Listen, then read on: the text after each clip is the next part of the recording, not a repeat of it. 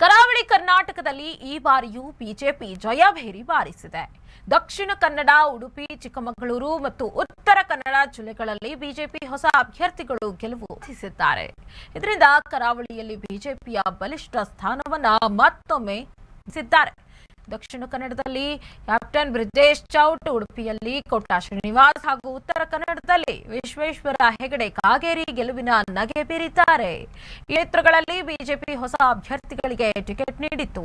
ಉಡುಪಿ, ಚಿಕ್ಕಮಗಳೂರಲ್ಲಿ ಹಿಂದೊಮ್ಮೆ ಸಂಸದರಾಗಿದ್ದ ಅನುಭವಿ ರಾಜಕಾರಣಿ ಜಯಪ್ರಕಾಶ್ ಹೆಗಡೆಯವರು ಕಾಂಗ್ರೆಸ್ನಿಂದ ಸ್ಪರ್ಧಾದರೂ ಅವರಿಗೆ ಗೆಲುವು ಸಾಧ್ಯವಾಗಿಲ್ಲ.